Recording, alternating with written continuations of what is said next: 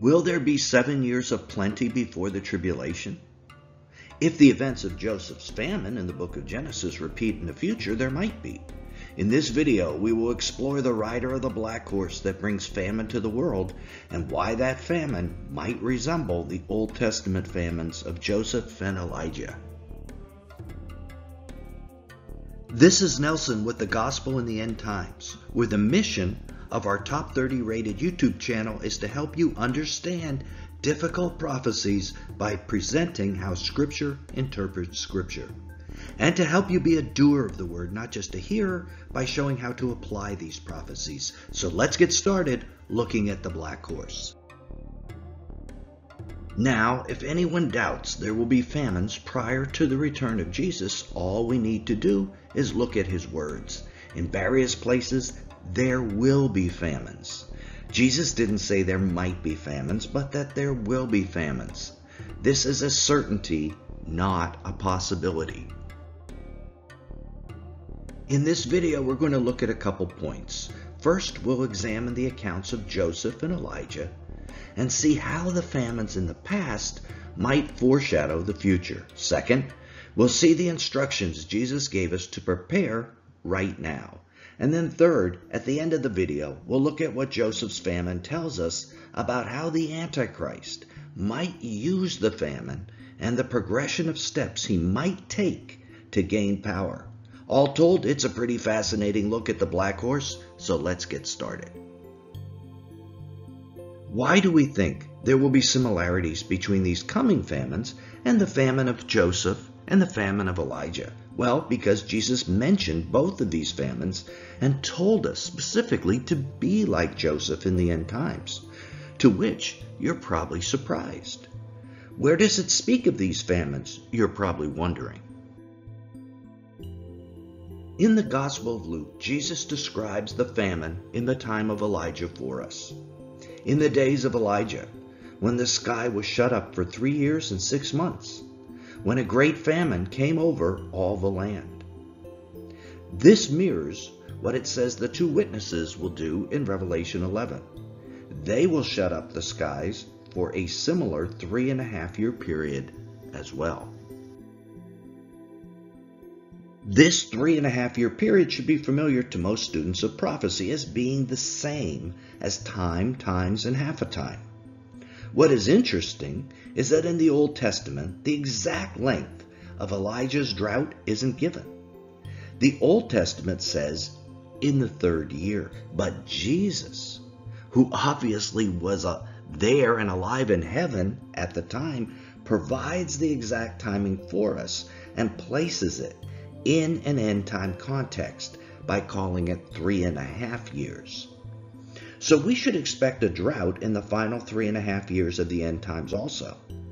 That doesn't mean, however, that the famine only lasts 3.5 years. Believe it or not, Jesus also places Joseph's famine in an end-time context. When Jesus was asked, "What will be the sign of your coming and the end of the age?" Jesus' answer included nearly 100 verses of prophecy and parables explaining what the end times will be about. And Joseph and his famine were part of it. Jesus told us a riddle. Who then is the faithful and sensible slave whom his master put in charge of his household to give them food at the proper time? Notice Jesus asked the disciples and us who the faithful slave is. It's a riddle, and he gives us 3 clues. The faithful and sensible slave is, first of all, a slave. He is put in charge of his master's household and provides food for that household at the proper time. Considering this video is about Joseph's famine, you are probably realizing that Joseph is the answer. He was sold into slavery by his brothers, but was a faithful slave. Potiphar then placed him in charge of his household, and Joseph provided food for all of Egypt and his father's household during the famine. There is no other biblical character who fits this description. Jesus is definitely referring to Joseph and telling us that those who act like Joseph in the end-time famine, the proper time, will be blessed. All of us are to act like Joseph.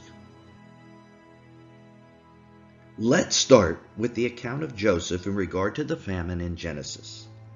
Now it happened at the end of 2 full years that Pharaoh had a dream, and behold, he was standing by the Nile, and lo, from the Nile there came up 7 cows, sleek and fat, and they grazed in the marsh grass. Then behold, 7 other cows came up after them from the Nile, ugly and gaunt. And they stood by the other cows on the bank of the Nile. The ugly and gaunt cows ate up the 7 sleek and fat cows. Then Pharaoh awoke. He fell asleep and dreamed a second time, and behold, 7 ears of grain came up on a single stalk, plump and good. Then behold, 7 ears, thin and scorched by the east wind, sprouted up after them. The thin ears swallowed up the 7 plump and full ears. Many of you are probably already familiar with this famous dream of Pharaoh, which predicted the coming famine. This dream has a lot of parallels to Nebuchadnezzar's dream. Just like with Nebuchadnezzar, after Pharaoh awoke, he called his wise men and enchanters, but they were unable to tell him the meaning. Joseph, however, was able to interpret it for Pharaoh, just like Daniel helped Nebuchadnezzar. Joseph told the Pharaoh, God has shown to Pharaoh what he is about to do. Behold, 7 years of great abundance are coming in all the land of Egypt, and then after them 7 years of famine will come, and all the abundance will be forgotten in the land of Egypt, and the famine will ravage the land. In the same way God showed Pharaoh what was to come, Jesus has told us there will be famines. Joseph's advice to Pharaoh was to appoint a wise man to oversee the collection of grain, and during the years of plenty to set aside 1/5 or 20% of the food produced and store it for the famine. We know from Jesus' instructions in the book of Matthew we are to be like Joseph. So let's consider how we can apply this to today's world.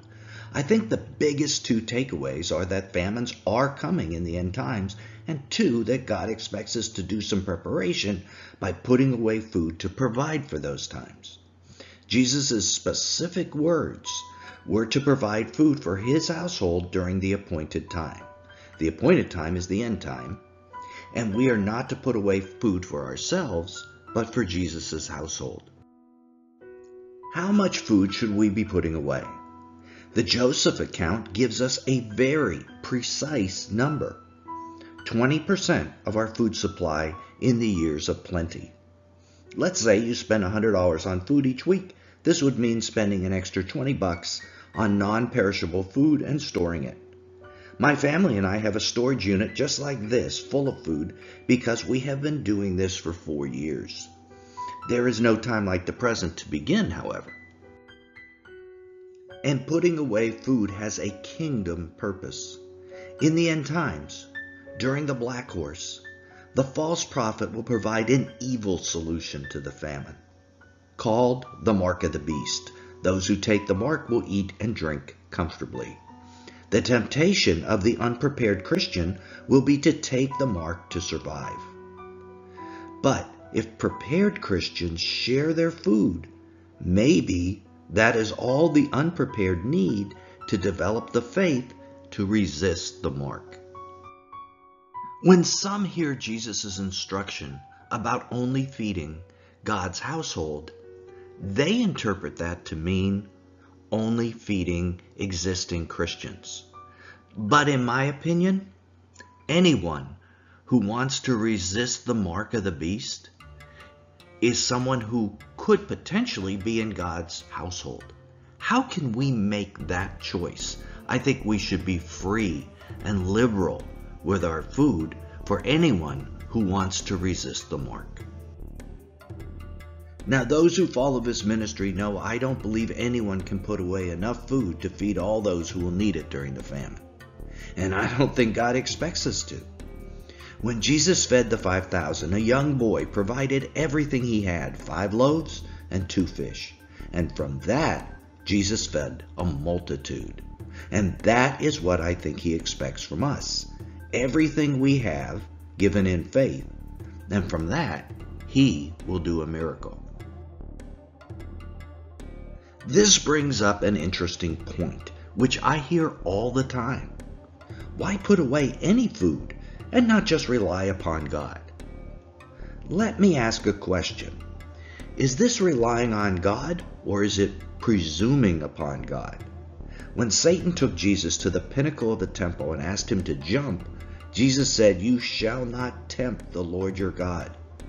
Isn't this the same as not taking steps to prepare for a future we know is coming? So let's try to answer the question that is the title of this video. Will there be 7 years of plenty prior to the tribulation in order to put away some of this food? And might we be in that period right now? Well, first of all, we don't know when the 70th week of Daniel will begin. It could begin anytime. But that really doesn't impact what we should be doing right now. This is definitely a time of plenty. Western nations, and the United States in particular, are undergoing an unprecedented good economy. So if you are in position to put food away, you should. We could easily be in the last 7 years before the tribulation, given the state of world affairs. Also, if you noticed, Elijah's famine involved a drought, and we know that the two witnesses will stop the rain during the entire 1260 days of their ministry. So providing for water is a good idea as well. 5 years ago, my family had a well drilled in our yard for this purpose, and having some water purification filters is a good idea also. Imagine if every church in America drilled a well to provide for God's household. Imagine if they all started to stockpile food as well. However, there doesn't seem to be the wise man rising up yet to oversee the process. However, maybe you are that man or that woman. Now, let's start to look at that fascinating idea we promised you we would look at, that what happened during Joseph's famine might show the steps the Antichrist will take in the future to gain power. Prior to Joseph's famine, ownership of Egyptian businesses were held by the citizens, but Pharaoh used the famine to have the government gain control of everything. When the famine first began, the Egyptians spent their money to buy the food that Joseph had stored. Joseph gathered all the money that was found in the land of Egypt and in the land of Canaan for the grain which they bought. And Joseph brought the money into Pharaoh's house. So the first thing Pharaoh collected was money. After Pharaoh had all the cash, he next traded food for the livestock or businesses and means of production. They brought their livestock to Joseph, and Joseph gave them food in exchange for the horses and flocks and herds and donkeys. Next, after Pharaoh had the cash and the means of production, he took their land. And finally, the people sold themselves as slaves. Genesis 47:23 says, "Then Joseph said to the people, 'Behold, I have today bought you and your land for Pharaoh.'" So will this same progression take place during the coming end-time famine? I think so. First, Antichrist will acquire cash, then businesses, then land, and finally the people will become slaves, which may mean taking the mark of the beast and becoming a spiritual slave. Because we are given these pictures of things to come, in my opinion, it is presuming on God not to prepare for them. As Jesus said, "Who then is the faithful and sensible slave whom his master put in charge of his household to give them food at the proper time? Blessed is that slave whom his master finds so doing when he comes."